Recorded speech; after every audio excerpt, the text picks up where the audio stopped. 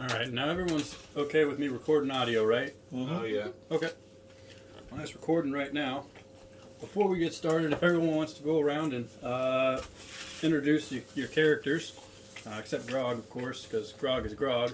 I'm still growing, by the way, during this campaign. And as we brought up, thousands of years old, but you look great.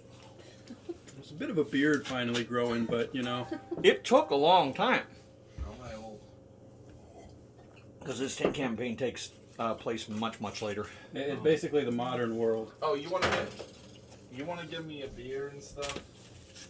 Here's exactly what I'm going to look like. I'm going to get like this big brown lumberjack beard, and then this sort of medium brown hairstyle that grows out. Are you going to grow it out long, like you just don't cut your hair ever in the 1,000 years that it's been?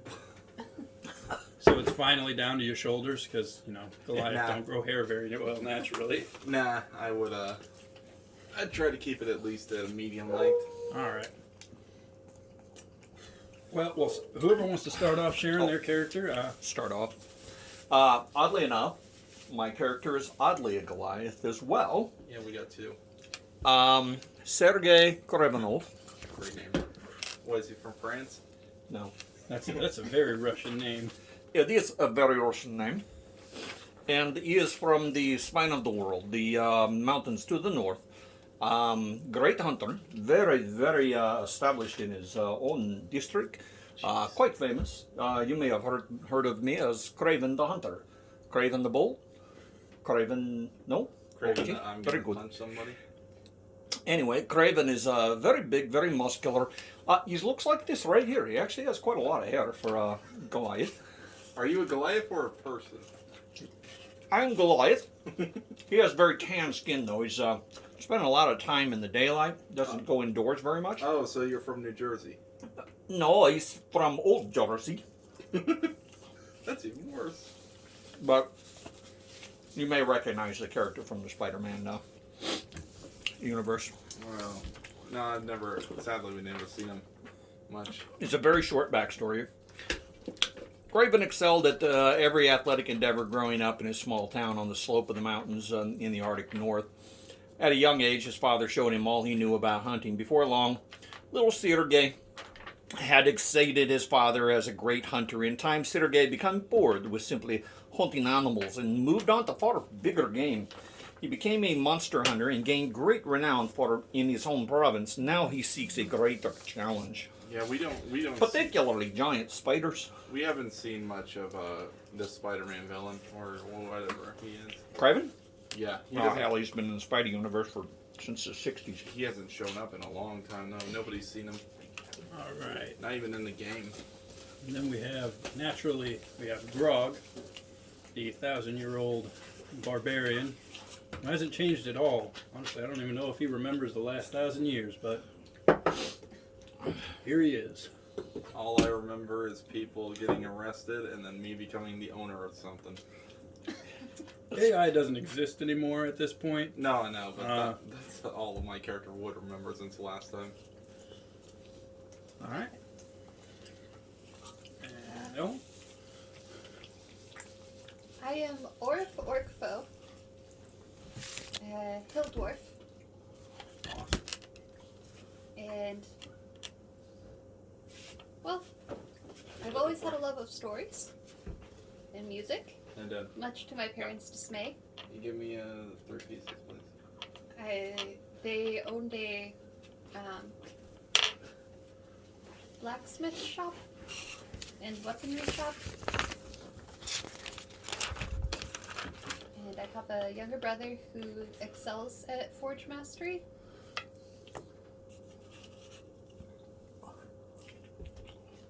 Orth the dwarf. Is this yes? Orf the dwarf. This is fantastic. He is little tiny size. He is travel luggage size. I am love this. Gee, I am so sorry. It's hard to tell with the beard. I do have a beard. As do I. Though it is not nearly as beautiful as yours. This is glorious beard. I could put flowers in your beard too if you'd like. I am not the big flower man. Okay. Well, with introductions out of the way, I figured we should introduce the world. I'm Benjamin. I'm going to be the DM for tonight. Anyway, the world has changed a great deal since the age of Sword and Shield. In fact, the only thing that has truly remained consistent is grog. No matter what age it is, it seems that there's always grog. There has always been grog, there will always be grog. In the beginning, there was grog. And you will see me further from here on out. Peace now reigns. Technology and magic now create a world almost unrecognizable to the elves, dragons, and grog that were born in the last age. In this modern age, the world has seen the wilds begin to be tamed, and the end of war and the great conflicts, and even the start of a great exploration into space, with satellites and probes being launched to the deep expanse. You, my friends, are the proud owners of a supernatural creatures containment company, a rather unpopular service, as while the intelligent creatures like dragons, the Underdark, they have all gathered and been able to find their place within the modern society. There are feral magic beasts that still threaten those who wander too far away from the great cities, or may often find that their homes are no longer wild forests or deserts or tundras. And so your job exists. Recently, you have been called to a local private campsite owner, who after building his cabins and begun the construction of his amphitheater, has had to halt construction because his workers started to encounter a large, hairy, and angry creature. Often it would attack at night, throwing rocks and what looks like feces, and destroying equipment and causing major delays. He has called you to ask you to rehome or kill this creature before all his workers quit and he goes bankrupt from lack of business. Outstanding.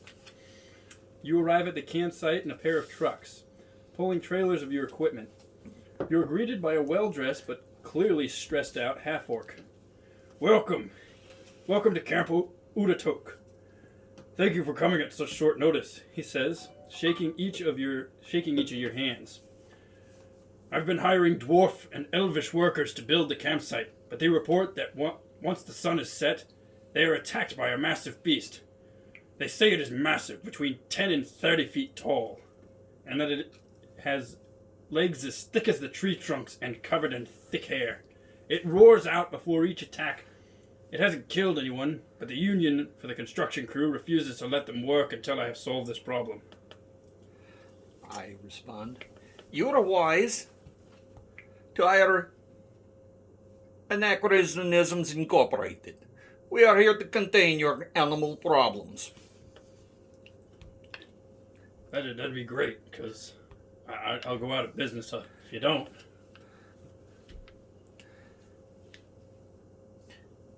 Anybody? So as you enter the campsite, you come out of the truck, and so there's sort of a winding path that comes through the forest. It's kind of like a 30-minute drive out of town. It's like a basic summer camp setup. You come up from the south, and you see the administration building there. It's just a big log cabin. You see a window AC out of the door. It's one big room in there with computers, desks, and everything. Super basic setup. Off to the west, you're going to see a group of small cabins, basically like one of those camping setups where parents send their kids, but they don't want them to actually camp. It's just a set of cabins. Yeah. Yeah. And then off to the east, you see what looks like the starts of a large amphitheater. It's not really anything special. It's kind of dug into the ground a little bit. And you see some large concrete bricks that have been molded specifically to make up the seats and the stairs that lead down into the amphitheater and make up the base of it.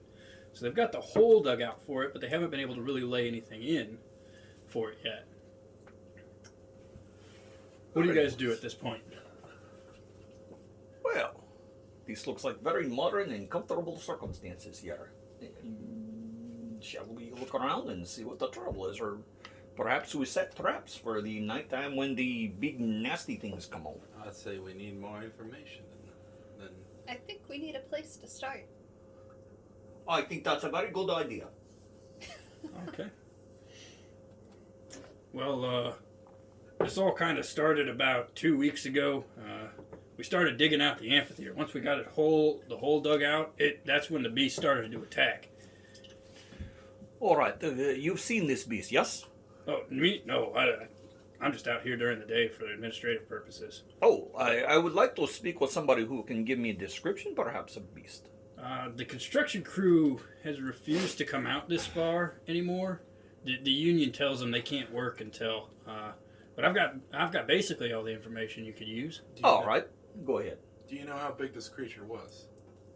Well, since I'm working with both elves and dwarves, they give me conflicting reports. Some say it's 30 to 100 feet tall. Some say it's 10 feet tall. I honestly don't know. Well, this is very confusing. Do you know a bipedal, 4 legs, fly? It's they reported it as bipedal, All 2 right. legs. Bipedal. Multiple appendages or just the single 2? Single 2. This is bad. I think it has 4 limbs, the 2 legs, and then the arms. But I'm just going off of How tall did the dwarves say it was? 30 to 100 feet. Okay. They are lower to the ground, so True, but they're also builders. This is true. They were also very frightened and above ground. That's common to dwarves. where No did you- offense, madam. I'm a hill dwarf. I live above ground. So then, is there any report of things like smell or sound? They say it starts to smell like one of them. I call them stink squirrels. It's like black with a stripe down the middle, white stripe. You're discussing the noble skunk. Yeah, that's the one. Yeah, they say it kind of smells like that, but worse when it starts right before the attack. I see. So, Skunk smelling. All right. Have they described the color of the beast? it's always attacking at night, so they've always described it as basically colorless. It's kind of just a silhouette. They know it's hairy because it's like, must have a really good barber because the fur is kind of just bouncing around all nice. But it smells really bad, especially after the attacks. I come in sometimes and it smells bad. It smells like shit. Could you show us this last place you know attack? Perhaps we can get some tracks. All right, so he takes you back over towards the amphitheater. As you come in to the amphitheater, it's surrounded by forest. So there's a couple of paths. So like, if you, I need a mark right there. Oh. So you're coming in kind of over here, Mm-hmm. and that's to the west of it, and it kind of circles around, and there's just a layer of trees all around it. Okay. And there's multiple layers. There's like 4 layers of what will be stone steps once it's completed. But right now it's kind of just dirt mounds that are kind of sized up for the placement of those concrete steps. Yeah. And then of course the theater in the back and Um, I've got Ryan's drawing on the other side. I took pictures, but I didn't there's a small shack over here that looks like it's starting to be where they're going to start running everything. And then up here, right around here, you see that there's just a pile of mostly completed concrete structures, and then a crane right about here. That was going to be lifting and putting these concrete stone steps down onto it. He takes you down towards the stage, and it's kind of in this area right here. That's where he describes where the creature attacked. He goes, last time it attacked, I came over here, and this whole place was just disgusting. I tell you what, it was really bad. There was shit all over the walls and shit, and I think that like nobody would come over here. Like none of them. They said, yeah, we're not coming back for a little while. We're telling the union or some shit like that. The species on wall, yes? Yeah, I cleaned it off a while ago. Ah, this is very bad. No, this is very good to track. Okay. But that's okay. So I'm going to do a survival check and look for tracks. All right. We're in a forest, so this is not my ideal setting. I will assist you. Thank you, I appreciate that. 17. That's good. All right. Audio. It doesn't take too long. It's actually they're actually huge footprints, maybe about a foot and a half long and about a foot wide that you find in the ground. It's just, and it leads out from the forest. And as you follow and track them into the forest, they suddenly disappear. Like they kind of just appear and come towards the amphitheater in the attack, and then you follow them around another set of tracks that kind of lead back out, and then they disappear again. And these are from different locations. Yes. I see. Now, my background as a tracker, a hunter, I'm looking at tracks here. They're going to have a depth, and they're going to have a size. Yeah. I could have some inkling, I would think, of how big or heavy this creature might be. Based off of your hunter skill and your ability with measuring these out, you size the creature up to be about 8.5 feet tall. It weighs about 450 pounds. It is obviously very heavy built. Where you see the tracks go, you see breaking branches as it goes out towards it, and broken trees that are kind of just some of the smaller trees are just shoved out of the way. See, this is very curious. Beast not as big as they say, a little bigger than us, but these tracks, they go to the forest. They come from the forest. They do not go anywhere else. There is no trail away. This is very mysterious. Only to be fly in and drop, or to appear by some sort of magic or technology is the only way for this to have happened. There's trees, right? There are trees, and they could swing from tree to tree, I would think. But big creature like this would break branches. And I am not see evidence of this, yes? No, not any of the higher trees. They don't seem to have it. Closer to the amphitheater where the attack took place, you can see clear signs that the creature can jump up and climb these trees, so it can get up in there, the trees, but there is obvious stress on the branches, and a lot of them are broken where you would assume the creature would have jumped up to Sure. Use that for attack or evasion. Yeah. Yes, this makes very good sense. Indeed, perhaps we set traps, but I am not know which way he come from next time. It seems somewhat random. Perhaps we just lay in wait behind cover, wait for him to show up, and gaboom! Okay. Is that what the party is going to do? You're an outlander too, right? Yep. I'd say we'd probably set our hunting traps. Okay. And at least two of those locations where we know they've come in before. Okay. A hunting trap is a 1d4 if they hit it. I'm Okay. not sure how you want to stat whether or not they do. But Okay. And then, so it would have probably been close to noon around the time when you guys would have arrived. Are you gonna wait until nightfall to try and catch the creature? I think this sounds like the plan, yes. Okay. Or what do you think, folks? That's fine. My friend, you are familiar with much more the building things than I am, even though you are not of the underground type. Does this look like pretty solid foundation here, yes? Yes. I mean, these are, if we get behind blocks and bricks, they are not to break. Mhm. Yes. Yes. Okay. I think we could either set a trap or we could try and take a look at it tonight and then figure out how to deal with it. This is not a bad idea. To learn the habits of your enemy, that you are prepared. I'm going to, alongside with my trap set, I'm also going to put some meat in it Okay. for a lure. Mm. And so that way tonight, if it comes to that trap, we'll get a good look at it. You know what, Grog? I want you to make a nature check. Oh, dang. I just want to see some. Yeah. That's 18. Nice. Grog, as you're setting your traps and you're putting the meat down, you notice something in the dirt down there. You reach down and you grab it and you find a little rock. And on this little rock is some strange carvings. Strange guy. And actually, Grog, since you're over 1,000 years old, I'll give you advantage on history checks. It's not history to you. That's your life. And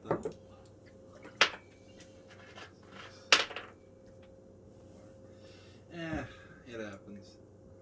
It was a 6, and that was pretty much it. Okay. That was You look at this and you're just like, rock. But you can choose to show it to any of the other party members, or rock shiny. Would you like rock? as you guys look at it, you would see it's kind of just a smooth stone river rock, but it's got these weird little. They're almost like in the grains of the rock, but they are still visible. These small, what are obviously carvings in the rock itself. This looks like maybe jewelry or something. I do not know. That is a 12. And then I will help you You've with got that. something. You feel that you recognize this somewhere. It's so close. It's like at the tip of your tongue. You're just going you're hitting the back of your head trying to knock it forward. I guess we'll take it with us and we'll see what it is later. Okay. I sit and meditate on it and see if I try for another roll. Yeah. You can. I'll let you do that. We're still waiting for the beast to come out. We've got quite some time here, and Something else that I want to remind you all: we are in the modern age. In your equipment shed, there are probably computers and stuff. You can probably go back there and look some of this stuff up, and I'd give you advantage on history checks if you did that. what is computer? We're ghost hunters. I am from the Computers are States. wonderful. Oh, There's all sorts of stories. Second check was a 13. Probably That was still not. just what you needed, actually. Oh, So, as you look at it, suddenly you realize that these are. Hold on.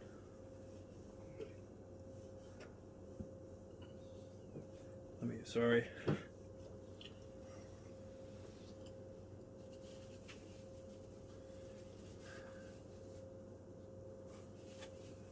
yeah, right.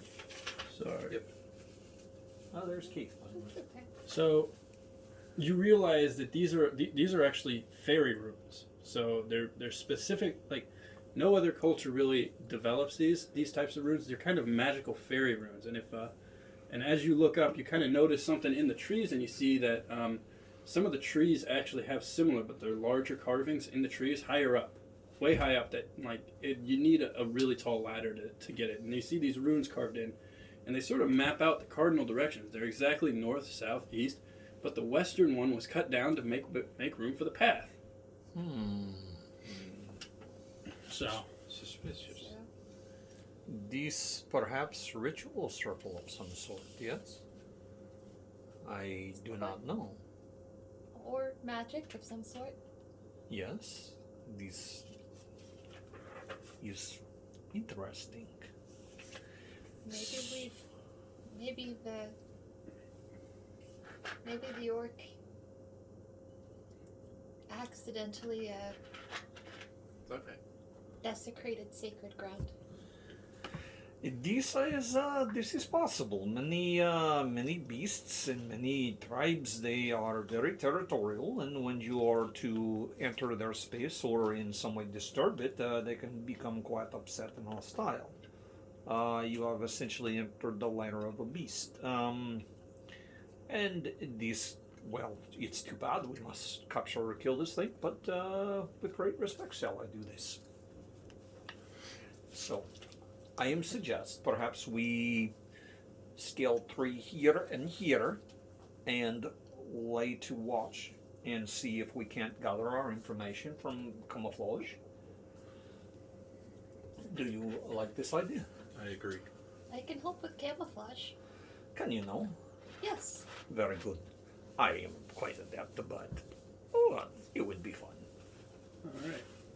So if that's what y'all are gonna do, I'm gonna skip the acrobatics check for that. I'm just gonna have y'all say that it takes a couple hours for y'all, but y'all get up into the trees. I'm imagining the two of us just foot throwing the little dwarf. I am gonna disguise them Okay. to look more tree-like. Okay. You just put. I'm gonna skip a roll for that. I'm gonna say that you get it successful. Okay. They're tree-like, and I'll say it's like it's a DC of 10 to for the creature to notice it. Okay. So anyway, you're up in the trees, you're watching, nothing really happens, the sun sets, and nothing happens for a little while. Then suddenly, deep out into the forest, you hear what sounds like a loud roar or a moan. It's just.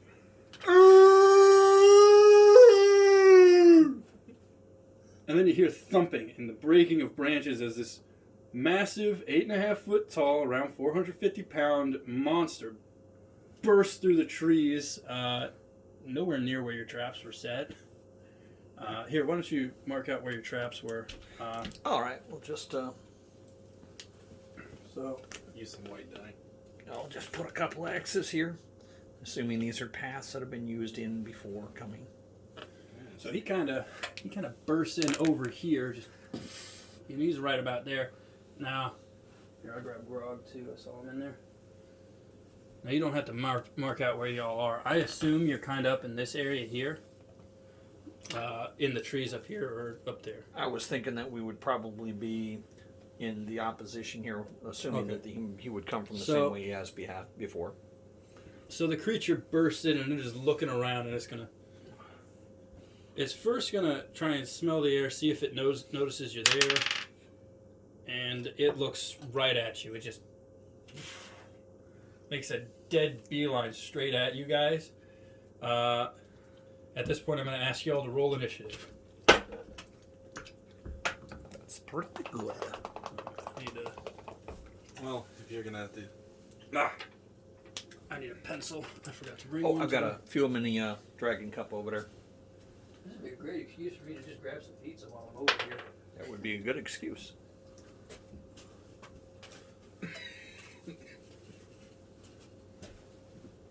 Okay. Just realized my character's last name is Orkfo. Oh my goodness. I was hired by an orc. Seems He's yes. gonna roll. It's a bit of a conflict. Okay. Can I have him? So, anybody get 20 or higher? I got 22. 22. Okay. 21. 21. All right. I got 14. Okay. He also got a 14. So, what is your dexterity modifier? 2. Okay. You were gonna go last, Grog. So All right then. we've got Craven first. Then we've got, what was your character's name? Orf? Orf. Orf the dwarf. Orf the Orif. dwarf hired Orif. Orif what? Orkfo. And then we have Bigfoot, and we've got Grog. He's a really big foot. I mean, it's 2 feet long. That's a big fucking foot. Big foot. So, top of the round, it will be Craven. Your turn. All right. I raised my Dragon SVC, which I've statted as a longbow. Okay. That's a Russian sniper rifle.